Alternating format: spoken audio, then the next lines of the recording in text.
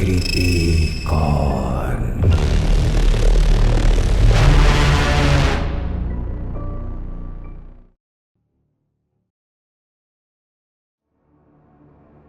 मैं 22 साल की हूँ और उस समय 18 साल की थी।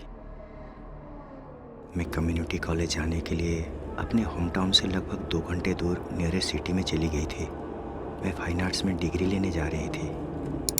मैं एक बहुत बड़े हॉस्टल में रहती थी। मेरे साथ और भी 3 रूममेट्स रहते थे।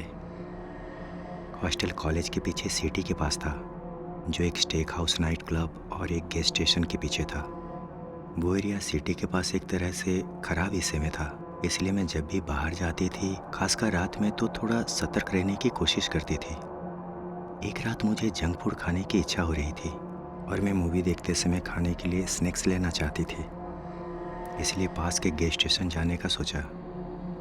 मैंने की, वॉलेट और फ़ोन लिया और रूममेट्स को बताया कि मैं बाहर जा रही हूँ।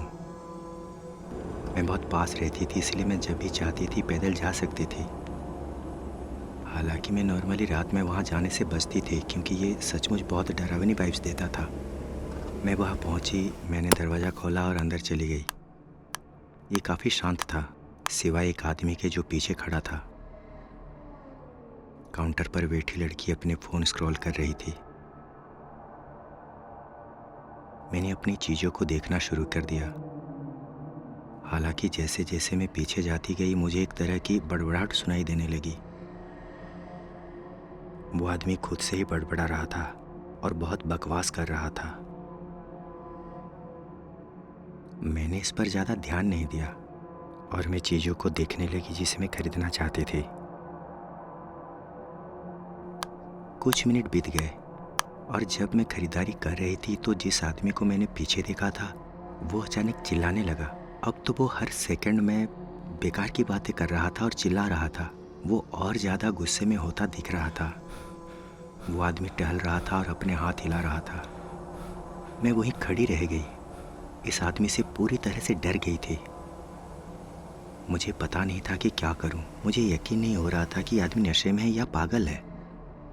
कैश रजिस्टर पर बैठी लड़की उसकी उपस्थिति से चौकन्नी हो गई थी।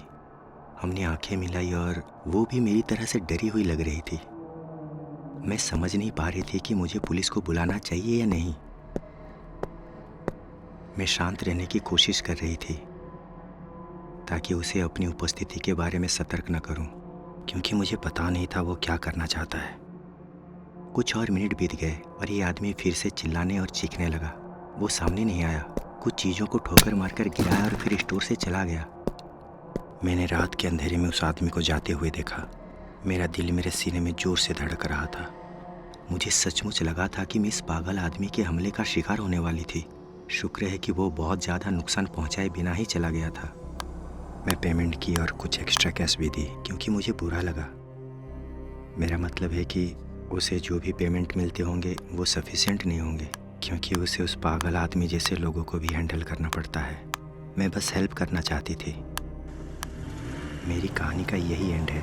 हालांकि मुझे नहीं पता कि उस आदमी के साथ क्या हुआ, क्या वो फिर कभी स्टोर पे लौटा या नहीं, लेकिन मैं बस यही उम्मीद करती हूँ कि मैं उससे दोबारा ना मिलूँ।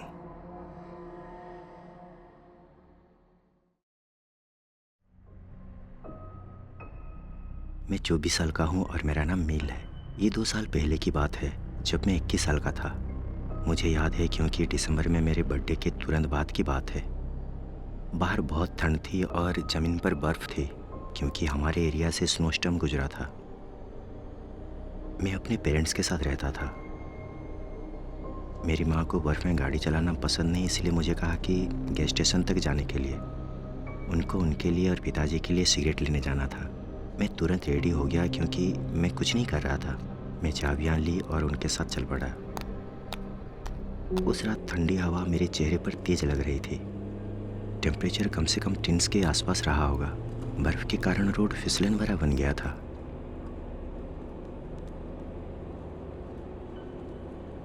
नियरेस्ट गैस स्टेशन लगभग 5 मिनट की दूरी पर था, लेकिन बर्फीले सड़क के कारण हमें वहाँ पहुँचने में 10 मिनट लग गए। मैं कार पार्क किया और मेरी माँ स्टोर की ओर चली गई। मैं कार में बैठ के उनको देख रहा था। मैंने कार चालू रखी क्योंकि बहुत ठंड थी और बिना हीटर के कार में मैं बैठना नहीं चाहता था।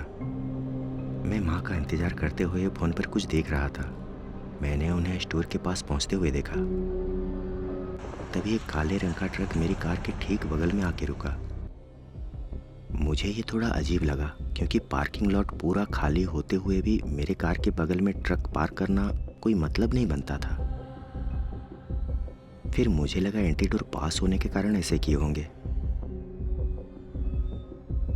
ट्रक से कोई भी बाहर नहीं निकला, लेकिन माँ रिटर्न आने तक मैंने ये नोटिस नहीं किया था। मैंने ट्रक की पैसेंजर साइड में देखा तो वहाँ एक आदमी दिखा जो मुझे घूर रहा था। माँ ने दरवाज़ा खोला और अंदर बैठ गई।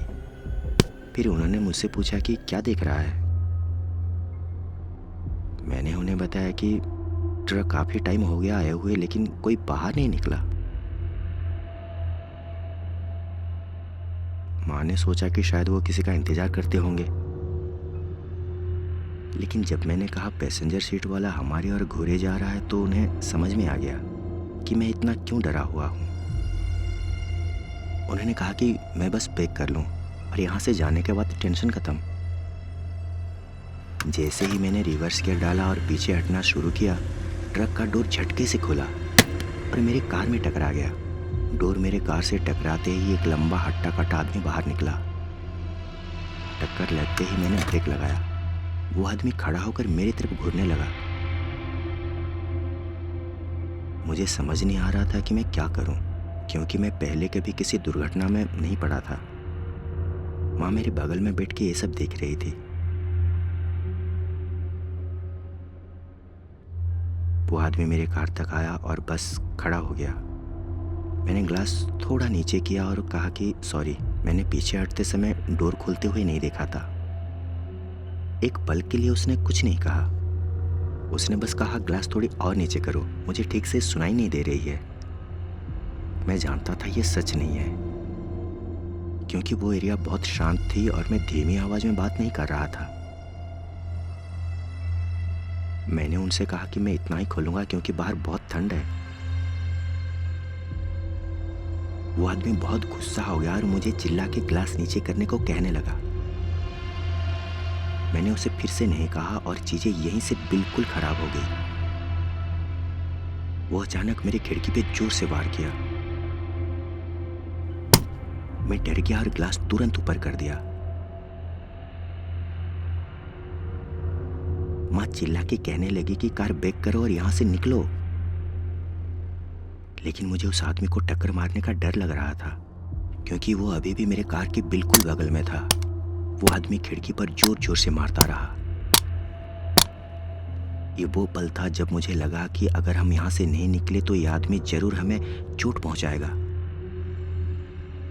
मैं स्टोर के अंदर कैशियर को देखा। शायद उसने सुन लिया था, वो फोन पर था। मैं अंदाजा लगाया कि वो पुलिस से बात कर रहा था, लेकिन मेरे पास उनके लिए इंतजार करने का बिल्कुल समय नहीं था, क्योंकि वो आदमी अब मेरी खिड़की पर मुक्के और दरवाजे पर लात मार रहा था। ऐसे लगा जैसे उसके दिमाग में भूत सवार हो। उसने अपना आपा पूरी तरह से खो दिया था। मैं माँ से कहा कि कसकर पकड़ो और मैं कार को रिवर्स गियर में डाला और जितनी तेजी से हो सका वहां से पीछे निकल गया। बस कुछ ही इंचों से वो आदमी चुक गया। मैं पार्किंग से पूरी तरह से बाहर निकल गया था। वो आदमी हमारे कार के पीछे भागा। समझ नहीं आ रहा था कि क्या करूं। मैं कार का स्टीयरिंग घुमाया और जितना हो सके वहां से तेजी से निकल गया। इसके बाद मैंने सोचा कि अब सब खत्म हो गया, लेकिन जैसे ही हम ट्रैफिक लाइट के पास पहुंचे, मैं अपने कार के पीछे तेजी से आती हुई ट्रक को देखा। जब वो काफी करीब आया तो देखा ये वो ट्रक है जिसमें वो आदमी था। उसके अंदर 2 लोग थे। जिस आदमी से मेरा सामना हुआ था वो शायद पैसेंजर था और ड्राइवर शायद कोई और था जिसे मैंने पहले नोटिस नहीं किया था। मैंने माँ को बताया कि वो हमारे पीछे है। वो घबरा गई और पिताजी को फ़ोन की। उन्हें बता रही थी कि क्या हो रहा है।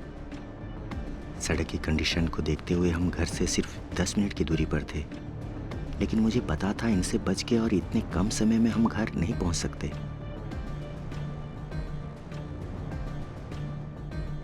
पिताजी ने माँ से कहा कि हम घर की तरफ जाएं और वो हमें रास्ते पर मिलने की कोशिश करेंगे। माँ ने बताया और मैं हाँ कह दिया क्योंकि हमारे पास दूसरा कोई ऑप्शन ही नहीं था। मैं गैस स्टेशन वापस नहीं जाना चाहता था। मुझे पता नहीं था कि अब तक पुलिस को बुलाया गया था या नहीं, इसलिए ग्रीन लाइट देखते ही मैंने एक्सीलेटर पर पैर मारा और तेज़ी से निकल गया। रात के इस समय सड़क पर कोई गाड़ी नहीं थी, इसलिए मैं गाड़ी भगाता रहा। कई बार तो कार सड़क पर बर्फ़ के कारण फिसलती रही। मुझे पता था कि बैलेंस खोने के लिए स्टीयरिंग को बस एक मोड़ ही काफ़ी है, लेकिन मैं स्लो होने वाला नहीं था और इन लोगों के पकड़ में नहीं आने वाला था। कुछ मिनट ड्राइविंग के बाद सड़क के दूसरी तरफ ठीक अपने सामने एक कार दिखी। ये शायद पिताजी थे। वो ट्रक अभी भी हमारे पीछे था। सड़क के खराब कंडीशन के बावजूद भी वो हमारे पीछा कर रहे थे। मैंने पिताजी को सामने से आते हुए देखा। रोड के साइड उन्होंने कार रोक दी। मैं भी उनके कार के पास जाकर अपनी कार रोक दी। जब मैं रुका तभी ट्रक मेरे पीछे लगा हुआ था। जो पैसेंजर सीट पर था वो आदमी ट्रक से बाहर निकला और हमारी कार की ओर आने लगा। ड्राइवर ने अपना दरवाज़ा खोला, लेकिन इससे पहले कि वो बाहर निकल पाता दोनों आदमी मेरे पिताजी की आवाज़ सुनकर वहीं ठहर गए।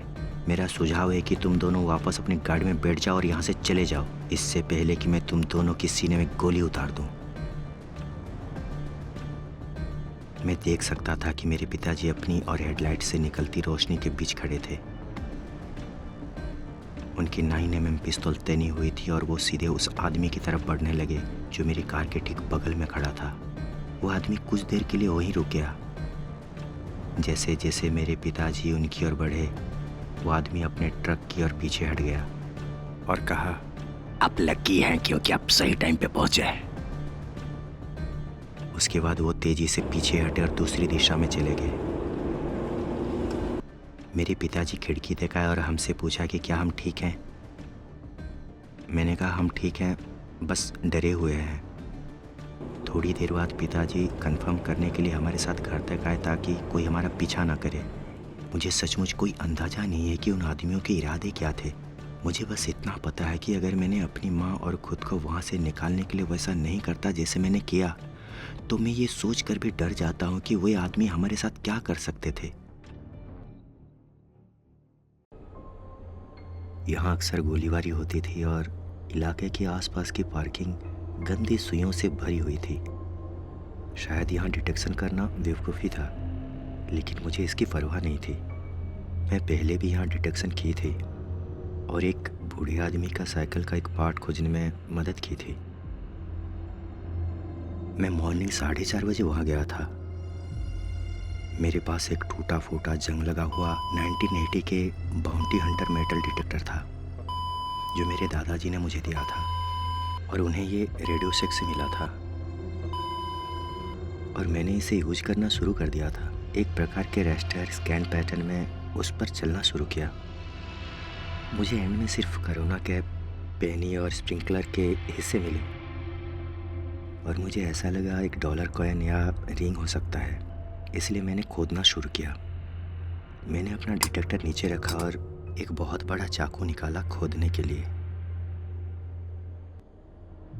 और जैसे जैसे मैंने खोदना शुरू किया, मैं अपने चारों तरफ ध्यान से देख रहा था। जब पीछे देखा तो एक काला मोटा बूढ़ा आदमी खड़ा था जो कुछ वेस्टिबिल जैसे दिखता था। वो मुझे घूर रहा था और फिर वो मेरी तरफ आने लगा। मुझे लगा वो पार्क में बस टहलने आया है, इसलिए मैं उसे इग्नोर किया, लेकिन नज़र उस पर बनाए रखी। उसकी नज़र मेरे डिटेक्टर और बैग पर था। वो मेरा करीब आ रहा था। मुझे सच में शक होने लगा। मैंने सोचा इसका इरादा क्या हो सकता है। तभी मैंने उसे फिर से देखा। फिर वो मेरे तरफ तेज़ी से दौड़ कर आने लगा। उसका इरादा कुछ सही नहीं लग रहा था। मैं खड़ा हो गया। फिर वो मेरा चाकू देखा। वो रुक गया और डर से कहा, अरे यार, मैं कोई तुम्हें नुकसान नहीं पहुंचाऊंगा। I am sorry. और फिर वो वहाँ से तेज़ी से चला गया। सच कहूँ तो मैं डरा नहीं, लेकिन कंफ्यूज था। लेकिन फिर भी मैं वहाँ से जल्दी निकल गया क्योंकि मैं जो कुछ भी देखा था वो बहुत करीब से देखा था।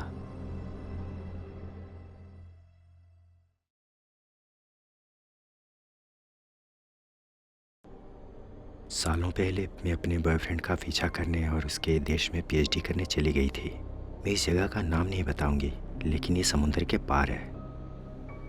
पहले तो मैं बहुत एक्साइटेड थी, ये एक बहुत अच्छा एडवेंचर था। लेकिन जब मेरा बॉयफ्रेंड साथ नहीं था तो मैं खुद को अकेला महसूस करने लगी। मैं अपने दोस्तों को, घर वालों को मिस कर रही थी। ऐसा लग रहा था मेरे पास कोई होना चाहिए, कोई भी। भले ही मेरा बॉयफ्रेंड बहुत अच्छा है, लेकिन इस पल के लिए कोई पास हो, ऐसा चाहती थी।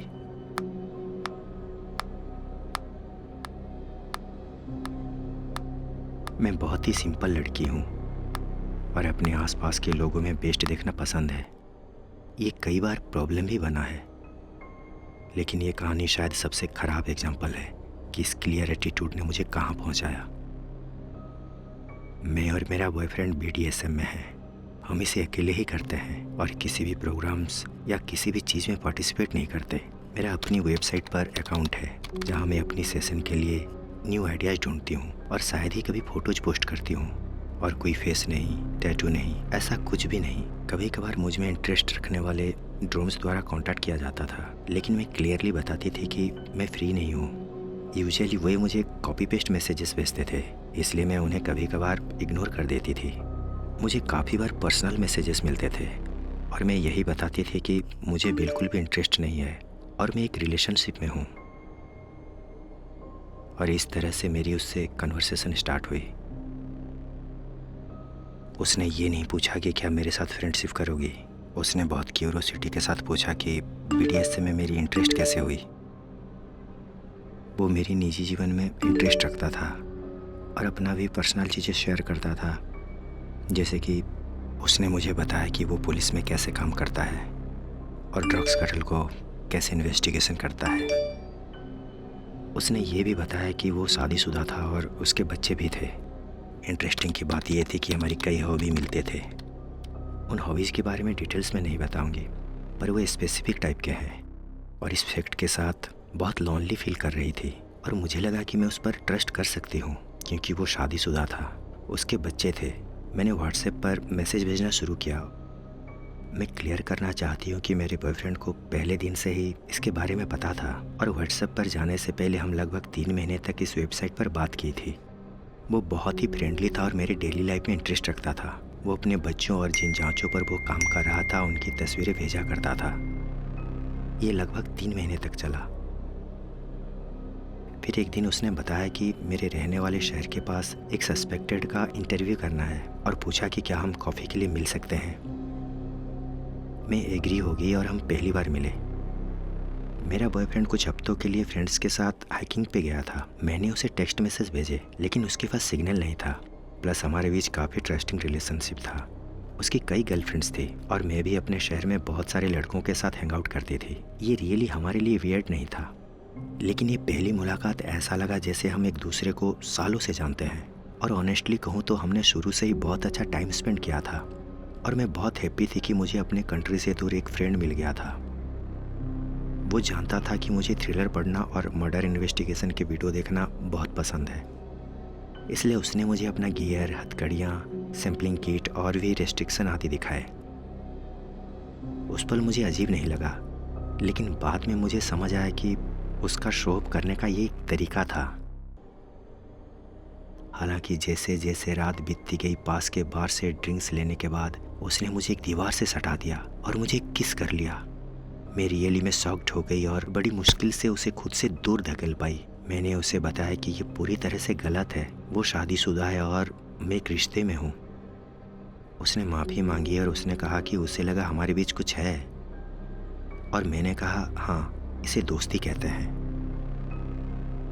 मैं बहुत डिसअपॉइंट थी और मैं उससे मिलना नहीं चाहती थी। कुछ दिनों बाद बार बार माफ़ी मांगने के बाद उसने मुझे फिर से मिलने के लिए बुलाया। वो मुझे अपने होम टाउन घुमाने ले जाना चाहता था। एक प्रिटी प्लेस था और उसके पास बाइक है। वो चाहता था कि मैं उसके होम टाउन के ब्यूटीफुल सीन को एंजॉय कर लूँ, एंड आई एग्री कि ये उसका होम टाउन है, वो वहाँ काम करता है।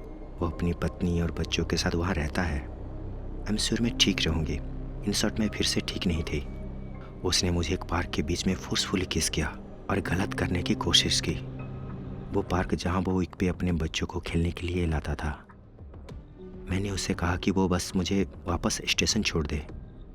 उसने ऐसा किया और फिर मुझे एक कहानी सुनाई कि उसने एक ड्रग सेलर को उसकी गर्लफ्रेंड द्वारा भेजे गए टेक्स्ट मैसेज को मॉडिफाई करके कैसे फंसाया था, जिससे उसे यकीन हुआ कि वो उसे धोखा दे रही थी और फिर उसे अरेस्ट कर लिया गया था। उस समय जो मैंने सुना वो था, मैं तुम्हारे बॉयफ्रेंड को यह विश्वास दिला सकता हूँ कि तुम उसे धोखा दे रही हो। और मेरा बॉयफ्रेंड उस समय तक हाइकिंग पर था। हम कुछ दिनों में एक बार बात करते थे और मैंने उसे उस पल के बारे में सब कुछ बताया जब उसके फ़ोन में सिग्नल थी। इस बीच में इस लड़के से बात कर रही थी कि उसका बिहेवियर रियली बहुत अजीब था। वो कहता है कि मुझे माफ़ करना, मुझे लगता है कि मुझे तुमसे प्यार हो गया है, से लेकर अगर तुम पुलिस को बताती हो तो तुम्हें क्या लगता है वे किस पर विश्वास करेंगे, अपने कलीग पर या एक इमिग्रेंट पर। मैं डर गई और उसके साथ चीज़ों को शांत करने की कोशिश की। मैंने महसूस किया कि वो किसी भी पल पागल हो सकता है। लगता है लड़कियों द्वारा उसे मना करने का आदी नहीं था। उस समय मैंने सोचा कि मेरे और मेरे बॉयफ्रेंड के लिए इस लड़के के साथ कांटेक्ट रखना सेफ नहीं होगा। लेकिन यह समझने के बाद कि वो कितना क्रेजी था, मैंने उसे उन सभी प्लेटफॉर्म से ब्लॉक कर दिया जहां मुझे पता था कि उसका एक अकाउंट है। लेकिन उसने मुझे ढूंढ लिया।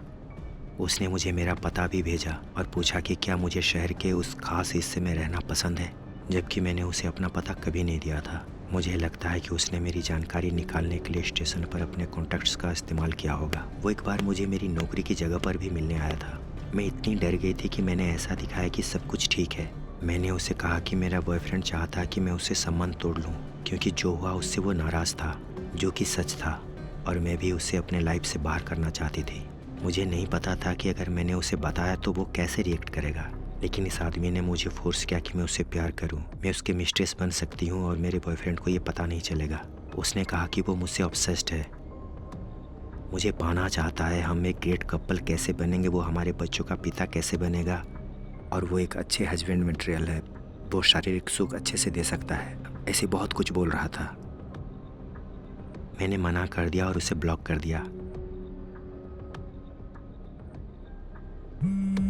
मैं डर गई थी जब मुझे अननोन नंबर से कॉल आए, और मैं घबरा गई जब मैंने अपने अपार्टमेंट के पास किसी का बाइक स्लो करते देखा। मैं बाहर जाने और अपनी जॉब पे जाना छोड़ दिया। उस टाइम मेरे लिए क्वारंटाइन में रहना ही सही था। महीनों तक मुझे उसकी कोई खबर नहीं मिली। फिर मैंने अपना सेल फ़ोन तोड़ दिया और मुझे पता नहीं था कि नए फ़ोन में नंबर ट्रांसफ़र करने से पहले ब्लॉक किए गए नंबर अनब्लॉक हो जाएंगे। कुछ दिनों बाद मुझे उसका एक मैसेज मिला। उसने बताया कि उसने अपनी पत्नी को तलाक दे दिया है, वो अब भी मुझसे प्यार करता है और वो मुझसे शादी करना चाहता है। उसने माफ़ी मांगी कि उसने मुझे सिर्फ मिस्ट्रेस मटेरियल माना था और कहा कि मैं वाइफ के लायक हूँ। उसने कहा कि मेरा बॉयफ्रेंड मुझसे प्यार नहीं करता और मैं बेटर डिजर्व करती हूँ और वो मेरा वेट कर रहा है। उसका मैसेज देखने के बाद उसने कहा कि फाइनली मुझे लगा कि तुम मुझे कभी अनब्लॉक नहीं करोगी। वो ये मैसेज बार बार भेज रहा था। इस नार्सिसिस्टिक आदमी ने वो सभी मैनिपुलेशन की तरकीबें इस्तेमाल की जो वो जानता था। उसने मुझे बताया था कि उसने अपराधियों से सच उगलवाने के लिए ये टेक्निक सीखा है।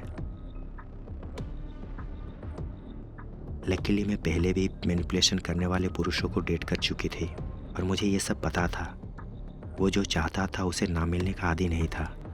वो अट्रैक्टिव था, रिच एंड इंटरेस्टिंग था, और वो जानता था कि मैंने उसे फिर से ब्लॉक कर दिया है। हम कुछ महीनों बाद शिफ्ट हो गए और मैं बस उम्मीद करती हूँ कि उसकी पहुँच इस जानकारी तक ना हो। उसका आखिरी कदम मेरा इंस्टाग्राम को हैक करने की कोशिश करना था, क्योंकि मुझे सूचना मिली थी कि मेरे अकाउंट किसी ने ओपन करने की कोशिश की है। ये एक जुनूनी पुलिसकर्मी था जिसने 1 साल से ज़्यादा मेरा पीछा किया था। ये बहुत डरावना था।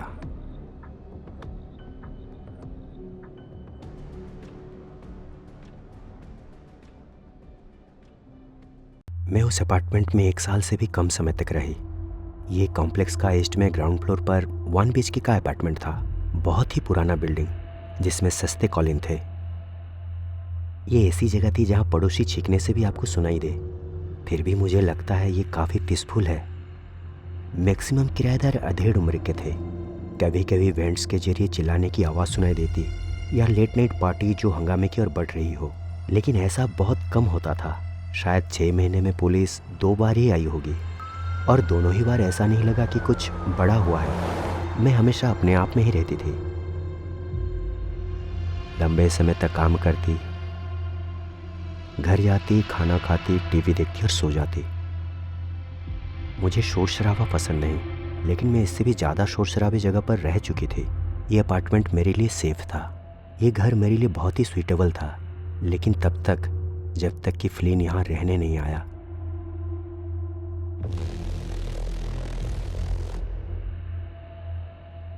वो बुधवार को सुबह आया, ये मुझे याद है, क्योंकि उसकी मूविंग वैन मेरी कार का रास्ता रोके हुए थी। मुझे काम पे जाने के लिए उसके कार के शीशे पर हाथ मारना पड़ा। उसने एक नज़र देखी, लेकिन कुछ कहा नहीं। शायद वो 40 साल का होगा, लेकिन उम्र का सही अंदाज़ा लगाना मुश्किल था। जून में भी काली हुडी और हाथ में ग्लव्स, आर्मी बूट्स जिनकी लेस ट्रिपल नोटेड थी। ये नॉर्मल लुक नहीं था जो आम लोग इसे पहनते हों। मैं समझ नहीं पाई ये पागल है या सनकी। मैंने अपना परिचय दिया तो उसने सिर्फ अपना नाम बताया, बस उसके बारे में इतना ही पता चला। वो वहाँ से निकल गया और सारा सामान शिफ्ट करके वो घर में घुस गया। पहला वीक नॉर्मल था, लेकिन उसके घर से अजीब सी आवाज़ सुनाई देती, जैसे किसी गूंजते हुए ट्रांसफार्मर के पास खड़े हो। रात में मुझे मेटल की रगड़ने की हल्की आवाज़ या फ्लोर पर कुछ घसीटने जैसी आवाज़ सुनाई देती। कोई डाउट नहीं था जिसके लिए पुलिस को बुलाएं, लेकिन ये हमेशा आधी रात को ही होता था। दूसरे वीक तक मुझे पता चल गया था कि वो आदमी पूरी तरह से अजीब है। पहली बार जब मैंने आग देखी तो मुझे लगा शायद वो रीडिंग कर रहा है। मुझे जलते हुए कागज़ की गंध आई, कोयले की नहीं, बस जले हुए कागज़ और जले हुए प्लास्टिक जैसी गंध। मैंने चारों ओर देखने की कोशिश की। वहाँ फ्लिन था। वो किसी कुर्सी जैसी चीज़ पर खड़े होकर पेपर जला रहा था। जिस तरह वो ये कर रहा था ये नॉर्मल नहीं था, जैसे मानो वो डिवोटी हो। मैं एक डेप्टिस्ट के रूप में बड़ी हुई हूँ। मैंने प्रे और एडवाइस के दौरान वही भाव देखा है। यह आदमी मेरे बगल में रहने आया था। वो पूरी तरह से पागल था। मैं वहाँ खड़ी उसे देखती रही। वो मेरी तरफ देखा, एक शब्द भी नहीं कहा, बस धीरे से हाथ बढ़ाकर आग पर ढक्कन रख दिया। आग तुरंत बुझ गई और वो अंदर चला गया। उस रात मैं ठीक से सो नहीं पाई। पूरी घटना ने मुझे परेशान कर दिया था। कुछ रातों बाद मैंने रूटीन में नई चीज़ें देखी। फ्लिन ने सुबह के जगह 2 बजे अपने फर्श पर कुछ घसीटना शुरू कर दिया था। धीमी और भारी खरोच की आवाज़, जैसे फर्नीचर को खिसकाया जा रहा हो। ये मेरी कल्पना नहीं थी, क्योंकि वो जब भी ऐसा करता दीवार पर लगे बेसबॉल हिटर वाइब्रेट करता। ये सिर्फ कुछ मिनटों तक ही चलता, लेकिन ये हमेशा वही एक जैसी आवाज़ होती, जैसे टाइल्स पर मेटल से रगड़ा जा रहा हो। मैंने ये सब एक नोटबुक में लिखना शुरू कर दिया। इसलिए नहीं कि कुछ क्राइम हो रहा है, बल्कि इसलिए कि शायद क्राइम हो सकती है। एक रात एक एसयूवी आई। ये उन मैट ब्लैक सपन में से एक थी जो आप सिर्फ फिल्मों में या सरकारी गाड़ियों में देखते हैं। कोई नंबर प्लेट नहीं, खिड़कियां इतनी काली कि वो मिरर का काम करे। पहली बार जब ये आई तो मुझे लगा कि शायद फ्लिन ड्रग्स बेचता होगा या शायद कोई हाई लेवल कुरियर का काम करता होगा, मुझे नहीं पता। लेकिन जो लोग बाहर निकले हुए ड्रग्स बेचने वाले नहीं लग रहे थे। कोई सोने की चेन या नेक पर टैटू नहीं था। इन लोगों ने एकदम कड़क एक जैसे सूट पहने थे। उनका चलना फिरना फौजियों जैसा था। क्लीन सेव, गंभीर एक्सप्रेशन, कोई फालतू हरकत नहीं। ये सीधे फ्लिन के डोर पर गए और एक बार नॉक किया, फिर इंतजार किए बिना अंदर चले गए। मुझे कोई चिल्लाने की आवाज़ नहीं सुनाई दी, कोई लाउड कन्वर्सेशन नहीं, हंसी भी नहीं, बस फर्नीचर के चरमराने की आवाज़ और धीमी कदमों की आहट। वे 2 घंटे रुके और उसी तरीके से चले गए, लगभग एक ड्रिल टीम की तरह। ये विजिट 2 हफ्तों में 3 बार हुई। मैंने फ्लिन से इस बारे में पूछने की कोशिश की, एक सुबह मेल बॉक्स के पास हमारी मुलाकात हुई। मैंने उसे फ्रेंडली तरीके से पूछा कि क्या वो ठीक से सेटल हो गया है। उसने बिना ऊपर देखे बस कुछ बुदबुदाया, जो ठीक है जैसा लगा, और वो चलता रहा। मैं कुछ कदम उसके पीछे गई, बस कुछ बातचीत करने के लिए। मैंने पूछा कि वो ब्लैक एसयूवी किसकी है, परिवार वाले या सिक्योरिटी। तभी वो रुका, मुड़ा और सीधे मेरी आंखों में देखकर कहा, अगर मैं तुम्हारी जगह होता तो अपने काम से काम रखता। उसकी आवाज में वजन था, गुस्से में नहीं, डिफेंस में नहीं, बस सीधी धमकी। मैं पीछे हट गई। कर भी क्या सकती थी? यह आदमी पूरा मेंटल था और उसके पास सिक्योरिटी कनेक्शन भी था, जिसे मैं पंगा लेना नहीं चाहती थी। फिर भी मैं खुद को नहीं रोक पाई। मैंने एक सस्ता डेस्क कैम खरीदा और वॉकवे फेसिंग में लगा दिया। उसे उस एंगल में लगाया कि जो भी आया जाए सब रिकॉर्ड हो जाए। मैंने लेट नाइट की सभी विजिट को रिकॉर्ड करना शुरू कर दिया, लेकिन तीसरी ब्लैक एसयूवी के दिखने के बाद हफ्तों तक कुछ नहीं हुआ। ना आग, ना विजिट। फ्लिन दिन में अपने अपार्टमेंट से बाहर नहीं निकलता। मैं सोचने लगी कि क्या वो चला गया या मर गया। फिर एक कपल देखी। मैं एक फ्राइडे नाइट में खाना खाने बैठी ही थी कि मैंने बाहर गाड़ी की आवाज़ सुनी। मैंने पर्दों से झाँका और ये कोई कवाड़ नहीं थे, ये लग्जरी थे। एक सिल्वर मैक्लोरेन को पार्किंग स्पॉट में देखा। दो लोग बाहर निकले, एक आदमी और एक लेडी। दोनों ने डिजाइनर कपड़े पहने थे, ऐसे लग रहे थे जैसे रेड कारपेट पर जा रहे हों। लेडी इतनी नुकीली हिल्स पहनी थी कि वे गोलियों की तरह खटक रही थी। आदमी एक नेवी ब्लेजर पहना था, क्लीन जॉ लाइन, बाल 1 मिलीमीटर तक कटे हुए। वे सीधे फ्लिन की यूनिट की ओर चलने लगे। उनके डोर नॉक करने से पहले ही फ्लिन डोर खोल दिया। मैं जो देख रही थी, मेरी आंखों पर यकीन कर नहीं पा रही थी। ये विजिट दूसरे विजिट की तरह शांत नहीं थी। साफ साफ सुनाई नहीं दे रही थी, लेकिन लहजा टेंशन और गुस्से भरा था। ऊंची आवाजें आ रही थी। फ्लिन की गहरी आवाज शांत रहने की कोशिश कर रही थी, जबकि वो यंग आदमी जोर से बहस कर रहा था। लेडी कम बोल रही थी, लेकिन जब भी बोल रही थी उसकी आवाज नुकीले चाकू की तरह चुभती थी। फिर अचानक सब बंद हो गया। वे तीनों शांति से रोबोट की तरह बाहर निकले और फ्लिन उन्हें उनकी कार तक छोड़ने गया। जब वे चले गए तो वो मुस्कुराया भी, और बस यही था। अगले कुछ दिनों तक खामोशी महसूस हुई। कोई चरमराने की आवाज नहीं, कोई खरोच नहीं। फ्लिन के पर्दे हमेशा बंद रहते थे, लाइटें कभी ऑन नहीं रहती थी। उसके वेंट से कोई स्मेल भी नहीं आ रही थी। एक गहरी शांति छा गई थी। इसके कुछ ही दिनों बाद एक गंध आई। ये अगले गुरुवार को मुझे महसूस हुई। पहले तो बस खट्टी सी महक आई, जैसे खराब दूध या गला कचरा जो बहुत देर तक बाहर छोड़ दिया गया हो। लेकिन फ्राइडे तक ये बर्दाश्त के बाहर थी। मैंने मैनेजमेंट को इसके बारे में बताया। उन्होंने कहा कि कोई आकर चेक कर लेगा, लेकिन कोई नहीं आया। सैटरडे मॉर्निंग में अपनी खिड़कियां खुली छोड़कर काम के लिए निकल गई। उस इवनिंग जब मैं वापस आई तो पार्किंग स्पेस पुलिस की गाड़ियों से भरा था।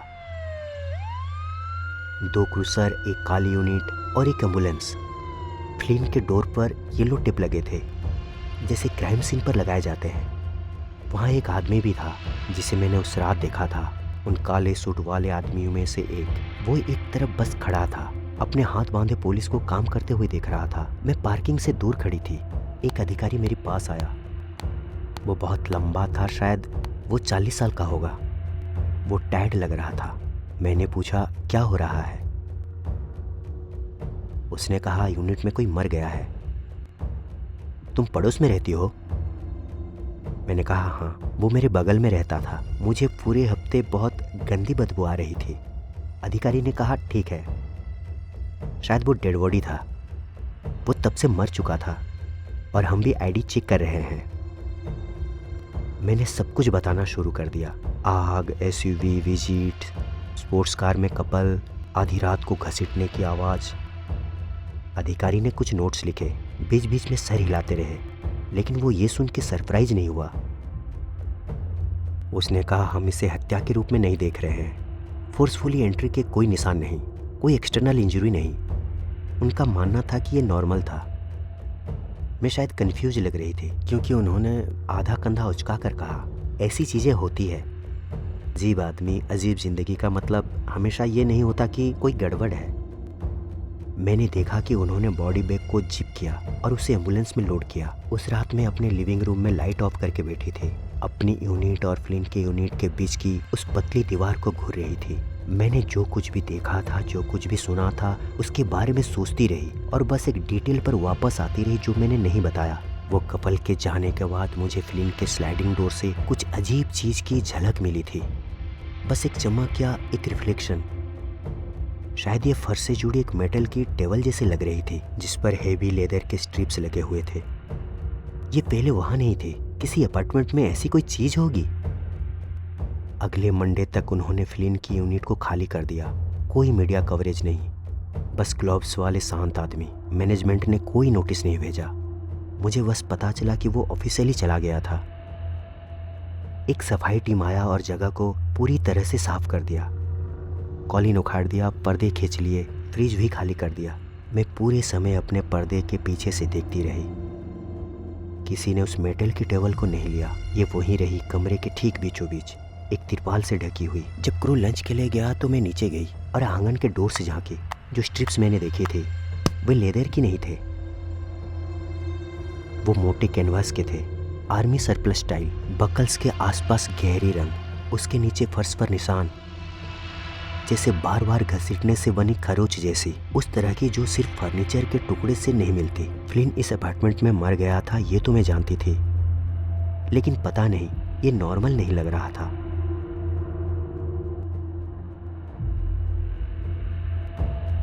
एक हफ्ते बाद मैंने फिर से काली एसयूवी देखी। इस बार कोई पुलिस नहीं, कोई लाइट नहीं, कोई शोर नहीं। ये मॉर्निंग 5 बजे आई और लगभग 1 घंटे तक खड़ी रही। कोई अंदर नहीं गया, कोई बाहर नहीं आया। फिर ये बस चली गई।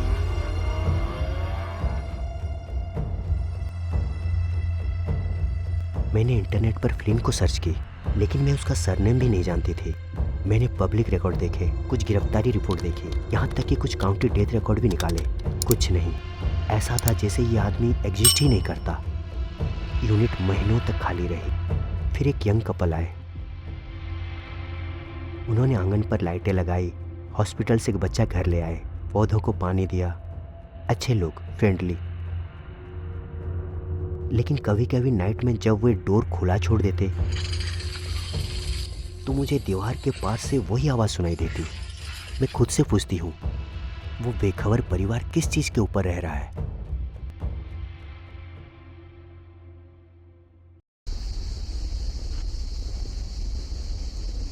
मेरा नाम जॉश है। मैं 20 साल का हूँ। ये घटना लगभग 4 महीने पहले की है, जब मैं कॉलेज के अपने पहले सेमेस्टर की पढ़ाई शुरू करने के लिए दूसरे स्टेट गया था। मेरी फाइनेंशियल एड में रहने का खर्चा शामिल नहीं था, इसलिए मुझे कैंपस के बाहर रहने के लिए जगह ढूंढने में बहुत मशक्क़त करनी पड़ी। खुशकिस्मती से अपने पेरेंट्स की मदद से 2 सेमेस्टर के लिए घर किराए पर मिल गया। ये एक छोटा 1 मंजिला घर था जो कैंपस से बस थोड़ी ही दूर था। ये बहुत अच्छा घर नहीं था, लेकिन उस समय मैं इतना ही खर्चा उठा सकता था। आसपास के घरों में रहने वाले ज़्यादातर लोग मुझसे काफ़ी बड़े थे। हालांकि कैंपस के बाहर रहने पर ऐसा होना आम बात है, लेकिन कुछ घर छोड़कर एक आदमी रहता था जिससे बहुत अजीब सी वाइब आती थी। मैं अंदाज़ा लगा के कह सकता हूँ वो 50 या 60 साल का होगा। वो सुबह सुबह अपने कुत्ते के साथ लंबी सैर पर निकलता और मुझे गुड मॉर्निंग कहने के लिए मेरा दरवाज़ा नॉक करता। शुरू में ये उतना अजीब नहीं लगा, लेकिन वो हर रोज़ ये करने लगा, जिससे मुझे थोड़ी चिढ़ होने लगी। वो हमेशा फालतू की बातें शुरू करने की कोशिश करता जिनमें मुझे कोई दिलचस्पी नहीं थी। अगर मैं कभी उससे बात न करने का कोई बहाना बनाता तो इग्नोर करके फिर से बात करता।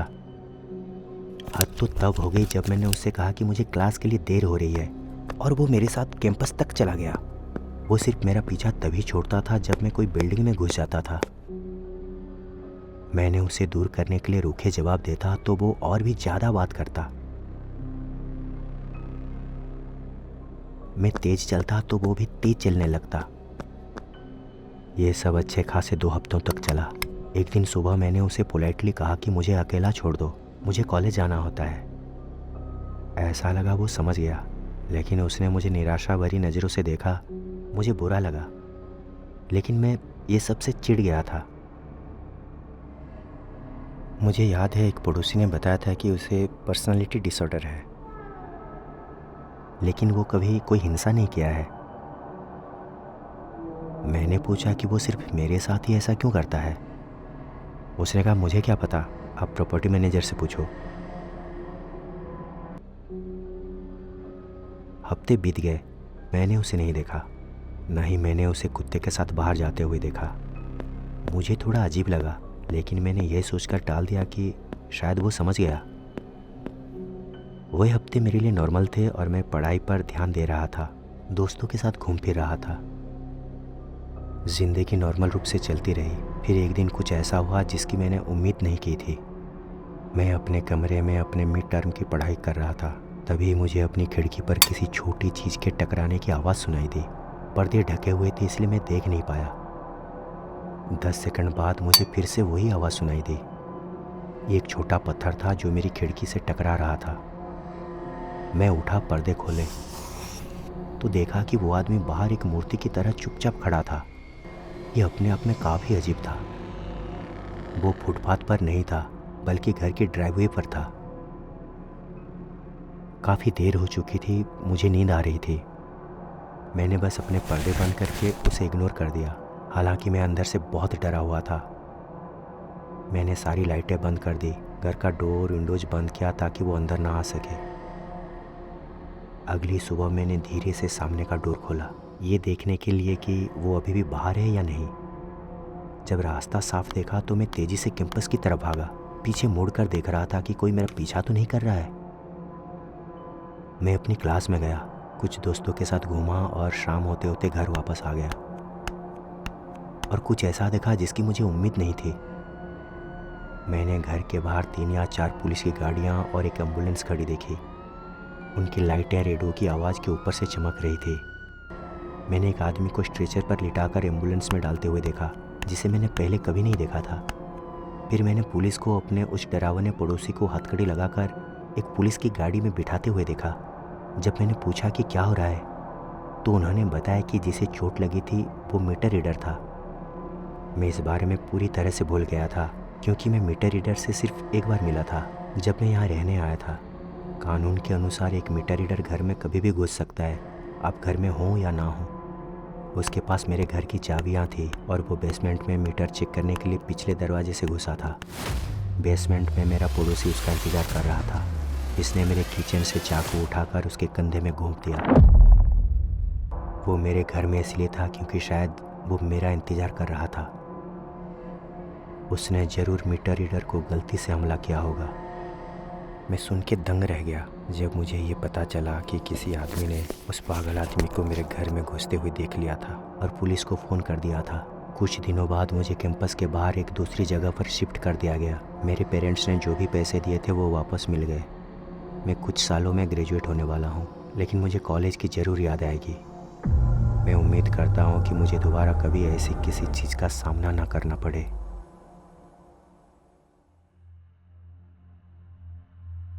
दो साल पहले मैंने 28 साल की उम्र में पहली बार एक घर खरीदा।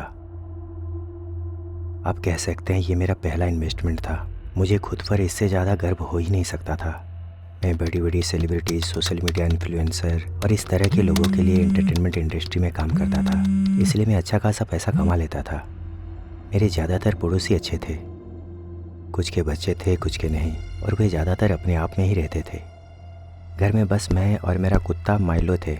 माइलो एक सफ़ेद डॉगी अर्जेंटीना नस्ल का कुत्ता था, जिसका कद एक छोटे घोड़े जितना था और उसका वाइट इतना पावरफुल था कि किसी का हाथ पैर उखाड़ सकता था। मैं बस इतना कहूँगा कि उसके होते हुए मेरे घर में घुसने वाले की किस्मत अच्छी नहीं होगी। शिफ्ट होने से पहले हफ्ते में मैं अपने एक पड़ोसी से मिला, जिसने मुझे ग्रीटिंग दिया और साथ में एक बेच शुगर कुकीज़ भी दी, जो आमतौर पर किसी नए पड़ोस में आने पर आपको मिलता है।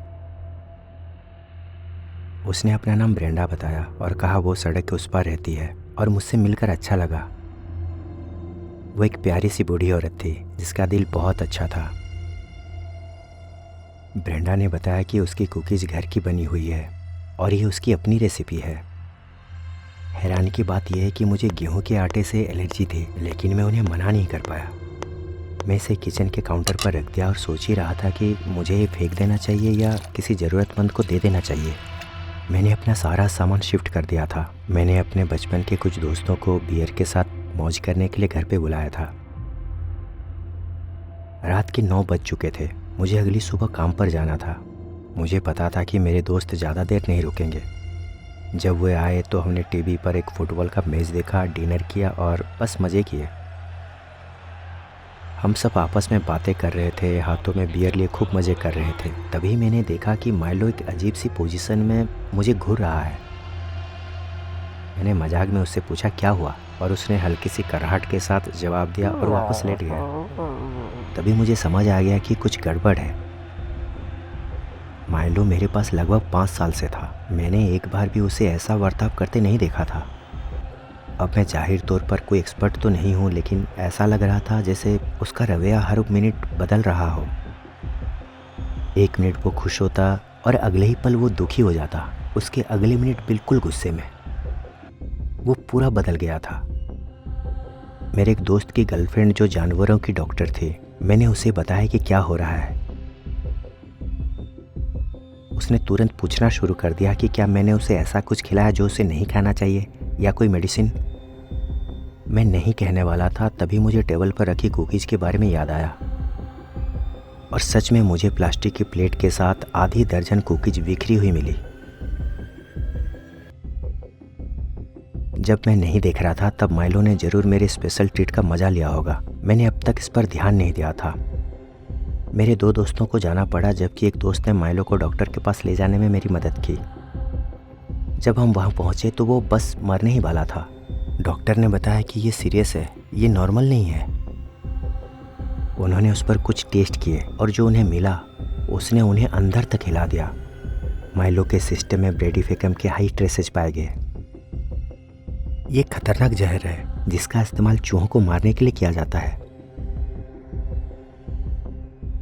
जब इंसान इसे खाते हैं तो ये आपके शरीर को सुन्न कर देता है।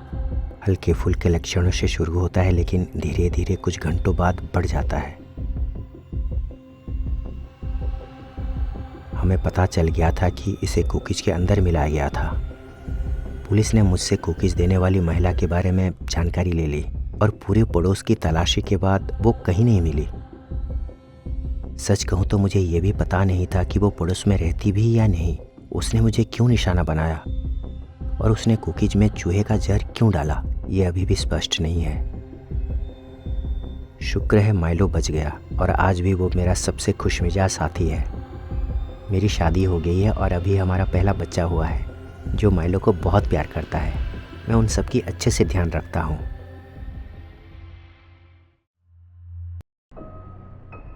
ब्रेकअप दुखदाई होते हैं, ये हम सब जानते हैं। कुछ समय पहले ही मेरी गर्लफ्रेंड से ब्रेकअप हुआ, जिसके साथ मैं लगभग 10 साल था। देखा जाए तो हमारा रिश्ता बहुत पहले खत्म हो गया था, पर मेरे लिए इसे ख़त्म करना मुश्किल था। वो थोड़ी सेंसिटिव थी। जब भी मैं ब्रेकअप का बात करता वो एकदम से शांत हो जाती थी। उस समय मुझे समझ नहीं आया, पर अब मुझे महसूस होता है कि इस रिश्ते को जितना खींच रहा था उतना ही ख़राब होता जा रहा था। मैं यहाँ किसी का नाम या जगह का जिक्र नहीं करूँगा, क्योंकि मैं अभी भी उसके परिवार के करीब हूँ और वो बहुत कुछ झेल चुके हैं। मैं उन्हें और स्ट्रेस देना नहीं चाहता। उससे फाइनली जब मैंने रिश्ता ख़त्म किया तो जैसे मैंने सोचा था वैसा ही हुआ। वो एकदम से गुस्सा हो गई और आने वाले कुछ हफ्ते लड़ाई झगड़े रोने और धमकियों से भरे थे। लेकिन फाइनली हम अलग हो गए। वो अपनी मौसी के साथ रहने चली गई, जो शायद 1 घंटे की दूरी पर थी, मुझे ठीक से पता नहीं। मैं उसी घर में ही रहा और मैंने उसे मैक्सिमम फर्नीचर दे दिया। मैं अच्छी कमाई कर लेता हूँ तो मैं एक नए सोफ़े और बाकी सामान खरीद सकता था। मैंने एक बड़े स्टोर से नया फर्नीचर खरीदने का सोचा, पर अभी के लिए मुझे बैठने के लिए कुछ चाहिए था। मुझे चेयर पर बैठ के ही टीवी देखना पड़ रहा था, इसलिए मैंने फेसबुक मार्केट प्लेस पर जाकर देखा कोई अपना फर्नीचर बेच रहा है क्या। वहीं पर मुझे एक बहुत ही घटिया सा दिखने वाला पीला रंग का सोफ़ा मिला। सुनने में बहुत अजीब लगेगा, पर मुझे पीले रंग से एक अजीब सा लगाव है। पर सबसे मज़ेदार बात ये थी कि वो लेडी सिर्फ उसे $40 में बेच रही थी और वो देखने में बिल्कुल नया लग रहा था। मैंने उस लेडी को मैसेज किया और सोफ़ा देखने का टाइम फिक्स किया। उसका घर लगभग 40 मिनट की दूरी पर था। मैं गाड़ी चलाकर उस छोटे से घर के पास पहुंचा, जो थोड़ा सुनसान इलाके में था। मैंने डोर नॉक किया तो एक बूढ़ी औरत ने खोला। मैंने उन्हें बताया कि मैं सोफ़े के बारे में बात करने आया हूँ। वो सुनकर घबरा गई और चिल्लाने लगी। वो मुझे नहीं जानती और जानना भी नहीं चाहती कि मैं क्या कह रहा हूँ। इतना कहते ही वो मेरे मुंह पर ही डोर बंद कर दिया। मैं वापस गाड़ी के पास गया और घर का पता और मैसेज देखा। ये वही पता था। मैंने उसे फिर से मैसेज किया और बताया कि मैं आ गया हूँ, लेकिन एक ओल्ड लेडी ने दरवाज़ा मेरे मुंह पर ही बंद कर दिया। कुछ ही मिनट में वो लेडी का जवाब आया, अरे मुझे माफ़ करना, वो मेरी दादी है। मैं पीछे गैरेज में रहती हूँ, तुम पीछे से आ जाओ। मैं थोड़ा परेशान था, लेकिन मुझे वो सोफ़ा चाहिए था, इसलिए मैं पीछे के गैरेज में गया जैसे कि उसने बताया। मैंने डोर नॉक किया और अंदर से एक धीमी आवाज़ आई, अंदर आ जाओ। मैं अंदर गया और चारों तरफ देखा, पर मुझे सोफ़ा नहीं दिखा। दरअसल गैरेज बिल्कुल खाली था। मैं ज़ोर से हेलो कहा पर कोई जवाब नहीं आया। जैसे ही मैं जाने लगा, बगल के कमरे में एक छोटे से कद की लड़की मेरी तरफ आ गई। उसने अचानक से मुझ पर हमला कर दिया और मैं ज़मीन पर गिर गया। उसने सिर पर कुछ पहन रखा था और गैरेज में अंधेरा था, इसलिए मैं उसका चेहरा नहीं देख पाया। वो चिल्ला रही थी। आखिरकार उसने जो पहना था वो उतर गया और मैंने देखा कि वो मेरी एक्स गर्लफ्रेंड थी। मैं हैरान रह गया। मैंने उसे धक्का देकर खुद को छुड़ाया। भागने के बजाय मैं खड़ा होकर उस पर चिल्लाने लगा। उसका गुस्सा तुरंत आंसुओं में बदल गया। मैं बहुत गुस्सा था और कुछ समझ नहीं पा रहा था। फिर भी उसे शांत करने के लिए उसके पास गया। वो पूरी तरह से रो रही थी। जब मैं उसे शांत करने की कोशिश कर रहा था, तभी उसने अपनी जेब से कटर जैसा कुछ निकाला और मेरे कंधे पर वार कर दिया। मैं दर्द से चीख पड़ा। मैंने वो ब्लेड अपने कंधे से निकालकर जमीन पर फेंक दिया। मैं जोर जोर से रोने लगा। मैं उस लेडी को 10 साल से जानता था, पर उसे मैंने ऐसा करते कभी नहीं देखा था। उसने जमीन से ब्लेड उठाया और मेरे सामने हवा में घुमाने लगी। मुझे लगा वो मुझ पर फिर से हमला करना चाहती थी, पर रोने की वजह से वो नाकाम रही। मैं जैसे तैसे खड़ा हुआ और अपनी गाड़ी की तरफ भागा और चीखते हुए पुलिस को फ़ोन किया। मैंने उन्हें सारी बात बताई। वो तुरंत आ गए और भगवान का शुक्र है उसे अरेस्ट कर लिया गया।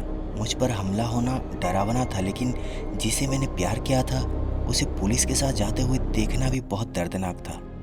वो लेडी पुलिस की गाड़ी में बैठकर जा रही थी, पर वो नहीं थी जिसे मैं प्यार किया था। मुझे अब भी यकीन नहीं होता कि उसका प्लान सच में काम कर गया। कोई गारंटी नहीं था कि मैं फर्नीचर के लिए फेसबुक मार्केट प्लेस पर जाऊं, लेकिन मैं गया। वो जानती थी कि अगर मैं गया तो मुझे वो भद्दा पीला सोफा पसंद आएगा, और वो सही थी। उसने मुझे बताया था कि वो अपनी मौसी के साथ रहने जा रही थी, जो सच था। उसकी मौसी उस बेचारी ओल्ड लेडी के घर से कुछ ही दूर ही रहती थी। जहाँ तक मुझे पता है उसे कहीं इलाज के लिए ले जाया गया है। मैंने उसके खिलाफ कोई केस नहीं किया और मैं उसके कुछ मेडिकल बिलों में भी मदद कर रहा हूँ। कभी कभी हमारे सबसे करीबी लोग भी हमें सबसे ज़्यादा चोट पहुँचाते हैं। मुझे नहीं पता कि उसके दिमाग में क्या चल रहा था कि उसने मुझ पर हमला करना ही सही समझा। मुझे उसके लिए बहुत बुरा लगता है और मैं सच में उम्मीद करता हूँ कि वो जल्दी ठीक हो जाए। कहानी को छिपा के रखने के लिए मैं कोई जानकारी नहीं दे रहा हूँ। मेरी वाइफ अपने 31st बर्थडे पर अपनी फेवरेट कंट्री आर्टिस्ट के समर टूर पर जाना चाहती थी। मुझे हैरानी हुई कि नॉर्मल सीटों के लिए भी टिकट की मिनिमम प्राइस $200 से भी ज़्यादा थी। मैं ज़्यादा कंसर्ट में नहीं जाता था, इसलिए मुझे लगा कि ये सस्ता होगा। लेकिन मुझे खुशी हुई क्योंकि कंसर्ट हमारे शहर के बहुत ही नज़दीक था और मुझे पता था कि मेरी वाइफ के लिए ये परफेक्ट गिफ्ट है। टिकट ट्यूसडे को सेल पर आने वाले थे। क्योंकि मैं काम पर था, इसलिए मैंने सोचा कि काम के बाद ऑनलाइन टिकट ले लूँगा। लेकिन कॉन्सर्ट के बारे में कम जानकारी के कारण शो के सारे टिकटें तुरंत बिक गए थे और मैंने देखा कि कोई भी टिकट अभी अवेलेबल नहीं है। जब मैं काम से घर आया तो मैं एक दोस्त को मैसेज किया। उसने बताया कि टिकट सेकेंडरी मार्केट पर मिल सकते हैं, लेकिन प्राइस कुछ ज़्यादा पड़ेंगे। मैं खुश था ये सोच के कि अभी भी मौका है। मैंने स्टारबक, विविड सीट्स ऐसे ही दूसरे वेबसाइट पर सर्च किया, लेकिन कोई भी फ़ायदा नहीं हुआ। तो क्रैगलिस्ट, फेसबुक के मार्केट प्लेस पर लोकल सेलर से टिकट लेने के लिए सोचा। मैंने कुछ लोगों को मैसेज भी किया, लेकिन मैक्सिमम लोग रिस्पॉन्स ही नहीं दिए, और जिन्होंने जवाब दिया वो हर मैसेज के साथ प्राइस बढ़ाते जा रहे थे। जैसे जैसे दिन और हफ्ते बीतते गए वैसे ही उम्मीद छोड़ दी थी मैंने। तभी मुझे एक आदमी मिला जो 2 टिकट सही रेट पर बेच रहा था। उसका नाम विक्टर था। वो फेसबुक के मार्केट प्लेस पर टिकट बेच रहा था। मैंने तुरंत उसे मैसेज किया, ये सोचकर कि काश टिकट मिल जाए। अगले आधे घंटे तक कोई रिप्लाई नहीं आया तो मुझे लगा शायद टिकट बिक गए होंगे। निराश होकर मैं सोने चला गया। लेकिन अगले मॉर्निंग जब मैं काम पे जाने के लिए उठा तो मुझे विक्टर का मैसेज मिला। उसने सुबह लगभग 4 बजे मैसेज किया था और लिखा था कि टिकट अभी भी है। मैं बहुत खुश हुआ और तुरंत उससे मैसेज किया कि क्या हम मिल सकते हैं। उसने रिप्लाई किया कि कुछ और भी लोग हैं जो टिकट के बारे में पूछ रहे हैं, इसलिए मुझे पहले पेपल पर पेमेंट करने होंगे, फिर हम टाइम फिक्स कर सकते हैं मिलने के लिए। पेपल के बारे में सुन के यकीन हो गया कि यहाँ धोखा नहीं हो सकता। मैंने तुरंत पैसे भेज दिया और उसने भी कंफर्म कर दिया। उसने कहा कि वो टिकट वर्चुअल भेज सकता है या फिर फिजिकली कॉपी भी दे सकता है। क्योंकि ये गिफ्ट था इसलिए मैंने फिजिकली कॉपी लेने की बात की। हमने रात 8 बजे लोकल किराने के पास मिलने का प्लान किया। मैं थोड़ा जल्दी पहुंच गया था और पार्किंग के लेफ्ट के पास गाड़ी खड़ी कर दी। लगभग 50 मिनट के बाद एक पुरानी ग्रीन कार आई और मेरे कार से कुछ दूर जाकर खड़ी हो गई। मैं डाउट में था कि वो विक्टर है या नहीं, इसलिए मैं बस इंतज़ार किया। लगभग 5 मिनट के बाद दूसरे कार का डोर खुला तो मैंने पूछा कि क्या विक्टर है। उसने जवाब दिया, हाँ मैं ही हूँ, थैंक यू टिकट खरीदने के लिए, ये रहे आपके टिकट। हमने लगभग 1 मिनट तक बात की। मैंने उसे थैंक्स कहा और बताया कि ये मेरी वाइफ के लिए बर्थडे गिफ्ट है। इसके बाद हम दोनों अपने अपने रास्ते चले गए। मैंने टिकट एक बॉक्स में लपेटकर वाइफ को उसकी बर्थडे पर गिफ्ट किया। वो बहुत खुश हुई क्योंकि हम कंसर्ट पर जा रहे थे। कुछ हफ्ते बाद हम कंसर्ट पर पहुंचे। सब कुछ अमेजिंग था। नज़ारा बहुत ही अच्छा था। कुछ ड्रिंक्स भी ले चुके थे और बहुत एंजॉय कर रहे थे। ओपनिंग एक्ट के दौरान किसी ने मेरे कंधे पर हाथ रखा और कहा, तुम्हें देखकर बहुत अच्छा लगा। मैं मजाक नहीं कर रहा हूँ, ये विक्टर था। मैंने कहा, अरे यहाँ क्या कर रहे हो? उसने जवाब दिया, थोड़ी देर हो गई, ट्रैफिक बहुत था। विक्टर ने मेरे सामने मेरे वाइफ से हाथ मिलाने के लिए हाथ बढ़ाया और कहा, बहुत खुशी हुई कि आप लोग आ गए।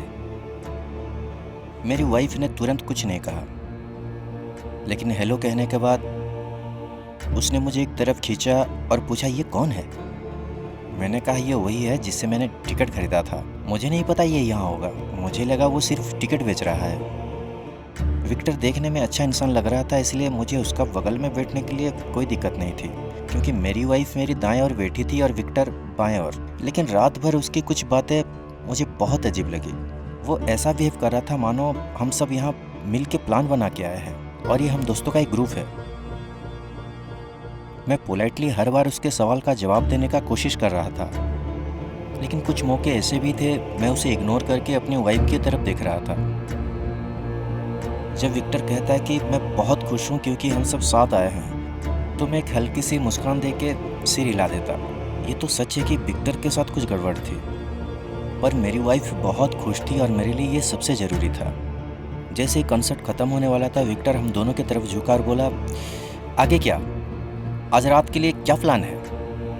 मेरी वाइफ कंफ्यूज होकर मुझे देखने लगी। मैंने कहा, हमें टिकट बेचने के लिए थैंक्स, पर हम घर जा रहे हैं, गुड नाइट। फिर मैं उठा और मेरी जैकेट पकड़ी। हम वहाँ से निकलने लगे, तभी कोई मेरे हाथ पीछे से पकड़ लिया। वो विक्टर था, और इससे पहले कि वो कुछ कहता, मैंने कहा, अरे तुम्हें क्या हो गया है? मैं तुम्हें जानता भी नहीं यार, तुम हमें अकेले क्यों नहीं छोड़ देते? उस समय मैं बहुत गुस्सा था और एक अजनबी के बर्ताव से परेशान हो गया था। लेकिन जब हम वहाँ से निकले तो मुझे बुरा लगा और मुझे उस पर चिल्लाने का पछतावा भी हुआ। काफ़ी लेट हो चुकी थी, इसलिए हम बाहर से खाना लिए ताकि घर जाके हम डिनर कर सकें। अगले कुछ हफ्ते नॉर्मल ही रहा। मैं और मेरी वाइफ ऑफिस के काम में बिजी रहते और जो खाली टाइम होता उससे घर का काम कर लेते। एक रात मैं जल्दी सोने चला गया। नींद नहीं आई तो कुछ पढ़ने को सोच रहा था, तभी फ़ोन पे फेसबुक नोटिफिकेशन आया। ये विक्टर का मैसेज था। इसमें लिखा था, मुझे कॉन्सर्ट में तुम दोनों के साथ बहुत मज़ा आया। सॉरी अगर कुछ ज़्यादा हो गया है तो, बट तुम दोनों के साथ मैं कुछ ज़्यादा वक्त बिताना चाहता हूँ ताकि तुम दोनों को जान सकूँ। मैंने तुरंत मैसेज डिलीट करके उसे ब्लॉक कर दिया। मुझे अजीब लग रहा था। मैं वैसे भी सोशल मीडिया ज़्यादा यूज़ नहीं करता। ये एक बहुत बड़ा वजह था।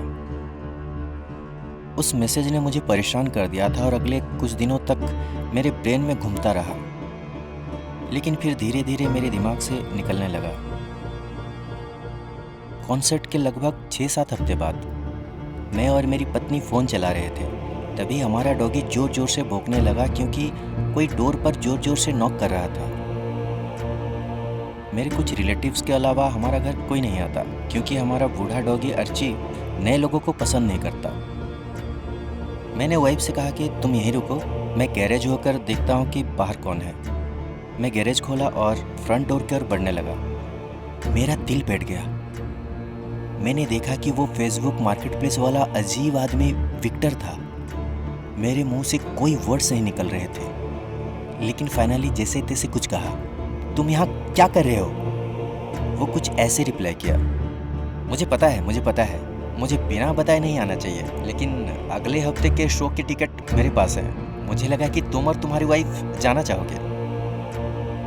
उसके चेहरे पे बहुत ही बड़ी अनकंफर्टेबल करने वाला मुस्कान थी। मैंने पूछा कि मेरा एड्रेस कहाँ से मिला। उसने बताया पेपल ट्रांजैक्शन से मिला है। मैंने उससे कहा कि अगर वो दोबारा मेरे या मेरे परिवार के पास आया तो मैं पुलिस के हवाले कर दूंगा और मेरे खूंखार 200 पाउंड्स वाला डॉग से मिलवा दूंगा जिसकी आवाज़ तुम्हें सुनाई देती होगी। उसकी मुस्कान उदासी में बदल गई और उसने कहा देखते हैं, और चला गया। मैं बाहर कुछ देर रुका, खुद को संभाला और फिर अंदर आया। मेरी वाइफ ने मुझसे पूछा कि कौन था। मैंने उसे बताया कि यूपीएस वाला था। अगली कुछ रात या कुछ हफ्ते तक मुझे लगा कुछ गड़बड़ है। मुझे ऐसा लग रहा था जैसे घर की मोशन लाइट कुछ ज़्यादा बार जल रही थी। खिड़की और दरवाजे के बाहर मुझे चरमराने की आवाज़ सुनाई दे रही थी, लेकिन मैंने इसे सिर्फ अपनी हाइपर सेंसिटिविटी मान लिया क्योंकि मैं उस साइको के बारे में सोच रहा था जो मेरा घर तक आ गया था। थैंकफुली विक्टर के साथ कोई और घटना या मुलाकात नहीं हुई, लेकिन मैं जानता हूँ कि मैं अब कभी भी फेसबुक से कुछ भी नहीं खरीदूंगा।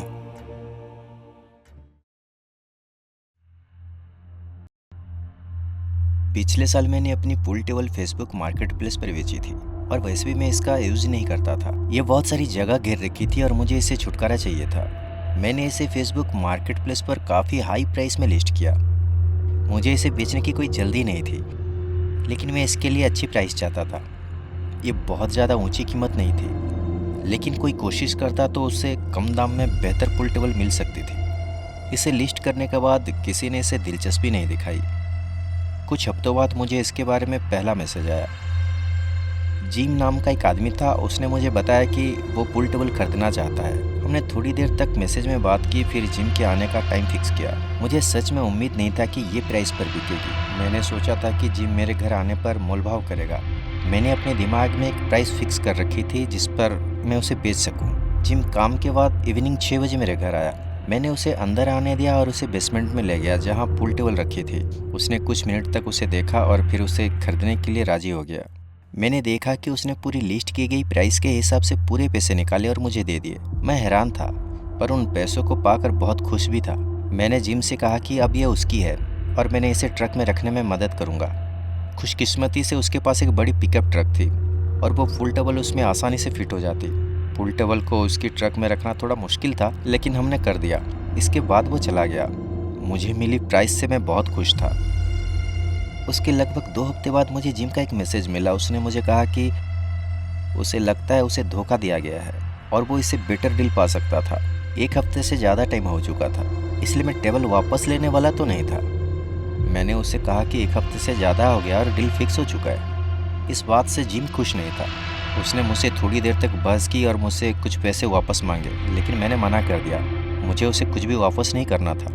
अगर वो सच में बेटर डील चाहता तो उसे मोलभाव करना चाहिए था। मुझे लगा कि उसकी मदद करना मेरी रिस्पॉन्सिबिलिटी नहीं है। हमने उस बातचीत को एक कड़वे नोट पर ख़त्म किया, लेकिन मुझे लगा कि बात अब ख़त्म हो गई है। कुछ दिन बीत गए और जिम ने मुझे कोई जवाब नहीं दिया। फिर चीज़ें अजीब होने लगी। एक रात मेरी गर्लफ्रेंड डिनर के लिए मेरे घर आई थी। टेबल से उठी और मुझे बताया कि उसने किसी आदमी को सामने यार्ड में देखा है। मैं उठा और हम दोनों खिड़की के पास गए। जब हम वहाँ पहुँचे तो मुझे कोई नहीं दिखा, लेकिन मैंने गली में एक सफ़ेद ट्रक देखी। मुझे लगा कि ये जिम की ट्रक है। मुझे याद आया कि जब मैंने पूल टेबल को उसकी ट्रक में रखने की मदद की थी तो मैंने उस ट्रक को देखा था। हम घर की खिड़कियों से बाहर जाके पर हमें जिम नहीं दिखा। हम एक खिड़की से दूसरी खिड़की पर जा रहे थे। जब मैं सामने की तरफ लौटा तो मैंने एक दरवाज़ा खोला। जैसे ही मैंने दरवाज़ा खोला तो मैंने देखा कि ट्रक स्टार्ट हो गई और वहाँ से चली गई। मैंने जिम को मैसेज करने का डिसाइड किया। मैं जानता हूँ कि तू मेरा घर आया था, पर जब मैंने उसे मैसेज करने की कोशिश की तो उसने मुझे ब्लॉक कर दिया था। 2 रात बाद वो फिर से बाहर घूम रहा था। इस बार मैं अकेला था और लिविंग रूम में टीवी देख रहा था। मैंने एक आदमी को सामने की खिड़की के पास जाते हुए देखा। 1 मिनट बाद मुझे सामने के दरवाजे का नॉब घूमता हुआ दिखाई दिया, लेकिन शुक्र है वो बंद था। मैंने बिल्कुल भी टाइम वेस्ट नहीं किया और पुलिस को बुला लिया। हालांकि जिम मेरे पुलिस को बुलाने के तुरंत बाद ही वहाँ से चला गया और उनके पहुँचने से पहले ही वो बहुत दूर जा चुका था। मैंने उन्हें सारी बात बताई। इसके बाद मुझे यकीन हो गया कि पुलिस इस मामले को देख लेगी और मुझे जिम से कोई परेशानी नहीं होगी। लेकिन अगली सुबह जब मैं काम पर जाने के लिए घर से निकला तो अपनी कार की तरफ जा रहा था। मैं अपनी ड्राइवर सीट के दरवाजे से लगभग 5 फीट दूर था। मुझे किसी के मेरे पीछे आने की आवाज़ सुनाई दी। मैंने पीछे देखा तो जिम पूरी ताकत से मेरी तरफ दौड़ रहा था। मैंने कार की तरफ जाने की बजाय घर की तरफ भागा। इससे मुझे जिम से थोड़ी दूरी मिल गई और मैं किसी तरह उसके डोर तक पहुंचने से ठीक पहले अंदर आ गया। उसने मेरे फ्रंट दरवाज़ा खोलने की कोशिश की, फिर वो खिड़की पर गया। खिड़की पर जोर जोर से मारना शुरू कर दिया। मैंने फिर पुलिस को बुलाया जो बहुत जल्दी आ गई। जबकि जिम अभी भी वहीं था। वो पकड़ा गया और लकीली उसने घर का कोई नुकसान नहीं पहुंचाया। इसके बाद मैंने फेसबुक का यूज़ करना ही बंद कर दिया। मैं जानता हूँ कि वहाँ बहुत से अच्छे लोग हैं, लेकिन मैं सभी को सलाह दूंगा कि आप अपना पता किसी को भी ना दें और सावधान रहें। मुझे पुराने सामान की दुकानों और कभी कभी गिरवी की दुकानों पर जाना पसंद है। मुझे पैसा बचाना और अच्छे डील ढूंढना अच्छा लगता है। मैं बहुत सी पुरानी चीज़ें खरीदता हूँ और मैंने इन सालों में बहुत पैसे बचाया। मैं कभी कभी अच्छे डील के लिए फेसबुक मार्केट प्लेस पर भी देखता हूँ। वहाँ आमतौर पर ऐसी चीज़ें होती है जो मुझे नहीं चाहिए, इसलिए मैं नहीं खरीदता। लेकिन कभी कभी मुझे ऐसा डील मिल जाता है जिसे मैं छोड़ नहीं सकता। ये कहानी लगभग 6 मंथ की पहले की है। उस समय तक मैंने फेसबुक मार्केट प्लेस से शायद 3 या 4 चीज़ें खरीदी थी। वे सभी अच्छे थे। एक दिन जब मैं सेल के लिए सामान देख रहा था, मुझे एक आईफोन मिला। यह अनलॉक था। इट मीन्स कि किसी भी सर्विस प्रोवाइडर के साथ काम कर सकता है। बस एक सिम कार्ड की ज़रूरत थी। ये मेरे फ़ोन से 2 जनरेशन नया था और इसकी कीमत बहुत सही थी। मुझे एक नए फ़ोन की ज़रूरत थी और उसमें कोई समस्या भी नहीं दिख रही थी। लिखा था कि इसकी कंडीशन बिल्कुल नहीं है। ये भी नया पोस्ट किया गया था, इसलिए मैं बहुत एक्साइटेड था। मैंने सेलर से कॉन्टैक्ट किया। वो फास्ट रिप्लाई किया। वो एक आदमी था और ज़्यादा दूर नहीं रहता था। मैंने जल्द ही फ़ोन वायर करने का इंतज़ाम करने की कोशिश की और ये कहा कि वो जब भी फ्री होगा हम मिल सकते हैं। हमने अगले दिन पास के एक स्टोर पर मिलने का फ़ैसला किया। ये इलाके का सबसे बड़ा और सबसे मशहूर स्टोर था और हम दोनों के लिए नज़दीक था। अगले दिन मैं पैसे लेकर स्टोर पहुंचा और फ़ोन खरीदने के लिए एक्साइटेड था। मैं जानता था कि मुझे एक बहुत अच्छी डील मिल रही थी। मैं मिलने के समय से लगभग 10 मिनट पहले पहुंचा और स्टोर के अंदर चला गया। कुछ देर घूमने के बाद मिलने का समय हो गया। मैंने सेलर्स को मैसेज किया कि मैं स्टोर के अंदर हूँ। मैं चारों तरफ देख रहा था पर वो मुझे नहीं मिला। लगभग 10 मिनट बीत गया तब उसने रिप्लाई किया, सॉरी मैं आज नहीं मिल पाऊँगा, मुझे कुछ काम है। मैं निराश था, लेकिन मैंने उसे कहा कि ओके कल मिलते हैं। मैं स्टोर से चले जाने का फ़ैसला किया और कुछ भी नहीं करता। मैं ड्राइव करने समय देखा कि एक नीली सेडान कार कई मील तक मेरा पीछा कर रही थी। मुझे शक हुआ कि कहीं ये वो आदमी तो नहीं जिससे मैंने फ़ोन खरीदने वाला था। शायद मैं बहुत ज़्यादा सोच रहा था। लेकिन जब मैं फेसबुक मार्केट प्लेस या क्रेगलिस्ट से कुछ खरीदता हूँ तो ऐसी बातें हमेशा मेरे दिमाग में आती है।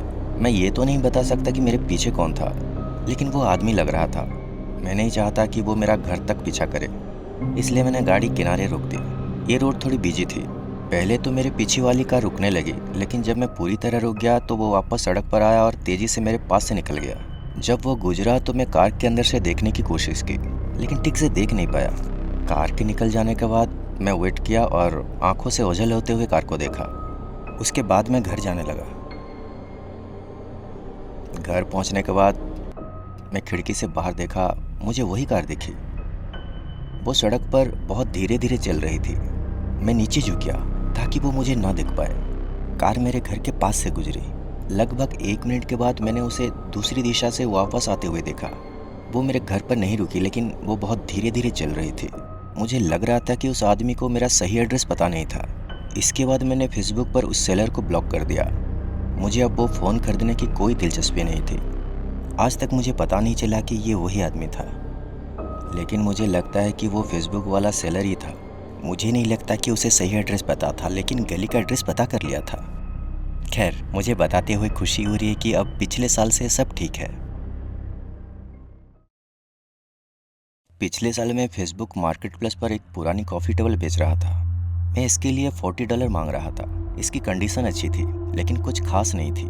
ये थोड़ी पुरानी थी, इसलिए मुझे लगा कि ये सही कीमत है। शुरू में इसे लेने के लिए कोई दिलचस्पी नहीं दिखाया। कुछ हफ्तों बाद एक आदमी ने इसके बारे में पूछा। उसका नाम स्पाइक था। उसने मुझसे पूछा कि क्या $30 में टेबल मिल सकता है। मैंने कहा ठीक है। मैं इसे कोई भी कीमत पर बेचना चाहता था। अगर ये नहीं बिकती तो मैं शायद इसे गुडविल को दे देता। उसने पूछा कि वो कब आके ले सकता है। मैंने उसे बताया कि अगली इवनिंग 5 से 7 के बीच ठीक होगा। वो राजी हो गया और मैंने उसे अपना एड्रेस दिया। मैं फाइनली पुरानी टेबल से छुटकारा पाकर खुश था। अगले दिन मैंने टेबल को सामने के दरवाजे के अंदर रख दिया ताकि स्पाइक के लिए पैसे देकर उसे उठाना आसान हो। 5 बज गया तो मुझे स्पाइक का कोई मैसेज नहीं मिला। मुझे लगा शायद वो आता ही होगा, लेकिन समय बीतता गया और जल्द ही 7 बज गए और स्पाइक नहीं आया। मैंने फेसबुक पर जाकर स्पाइक को मैसेज करने का फैसला किया, क्या वो अभी आएगा। हालांकि जब मैंने फेसबुक खोला तो मैंने देखा कि स्पाइक ने मुझे ब्लॉक कर दिया था। ये बहुत अजीब था। हमारी बातचीत बहुत अच्छी हुई थी, लेकिन मुझे समझ नहीं आया कि वो ऐसा क्यों किया। मुझे लगा कि वो मेरी कॉफ़ी टेबल नहीं खरीदेगा। मैंने टेबल को वापस रख दिया। मैंने लिस्टिंग को भी चालू रखा, इस उम्मीद में कि शायद कोई और खरीदेगा। लगभग 1 हफ्ते बाद की बात है। एक रात मैं अपनी लिविंग रूम में था। मैं सोने की तैयारी कर रहा था और शायद रात 10 या 11 बजे थे। तभी मुझे अपने घर के पिछले दरवाजे के खड़कने की आवाज़ आई। मैं अकेला रहता था और मुझे किसी के आने की उम्मीद नहीं थी। मुझे तुरंत ही कुछ बुरा होने का एहसास हुआ। मैं अपनी रसोई की तरफ बढ़ने लगा, जो घर के पीछे है, जहाँ पिछला दरवाज़ा है। मैं शायद आधे रास्ते में ही था कि मुझे कांच टूटने की आवाज़ सुनाई दी। वो आवाज़ भी उसी जगह से आ रही थी। मैं वहीं जम गया और फिर मुड़कर भागने लगा। मैं अपने बेडरूम की तरफ भागा। मैं अंदर गया और खुद को बंद कर लिया। इस बीच मेरे घर के अंदर मुझे रसोई में कुछ आवाज़ सुनाई दी। मैं जानता था कि कोई घुस आया है और मेरे कमरे में पहुंचने के बाद मैंने सबसे पहले पुलिस को फ़ोन लगाया। मैं ऐसा करते समय जितना हो सके उतना शांत रहने की कोशिश की। जब मैं 911 ऑपरेटर से बात कर रहा था तो मुझे अंदर कदमों की आहट सुनाई दे रही थी। मुझे बताया गया कि पुलिस जल्द ही पहुँच जाएगी। जैसे ही मैंने पुलिस से बात ख़त्म की, मुझे घर में कोई और आवाज़ नहीं सुनाई दी। मैं वहीं शांत होकर बैठा रहा और उम्मीद कर रहा था कि मुझे कोई आवाज़ ना सुनाई दे। फाइनली पुलिस पहुंची और अंदर आ गई। जब मुझे लगा कि मैं सुरक्षित हूं, तब मैं बेडरूम से बाहर आया, लेकिन जो भी मेरे घर में था वो जा चुका था। पुलिस को भी वो कहीं नहीं मिला। हालांकि मैंने टूटी हुई खिड़की और उससे हुए नुकसान को देखा। इलाके की तलाशी ली गई, लेकिन पुलिस को कोई नहीं मिला। ये बात मुझे आज भी परेशान करती है। मुझे सच में लगता है कि ये स्पाइक था जो मेरे घर में घुसा था। मैंने उसे 1 हफ्ते पहले अपना एड्रेस दिया था और उसने मुझे बेवजह क्यों ब्लॉक किया था। मैंने ये जानकारी पुलिस को दी, लेकिन मुझे कभी ये पता नहीं चला कि उन्होंने उसे ढूंढा या क्या सच में स्पाइक मेरे घर में घुसा था। Like and subscribe the channel Creepy Corn.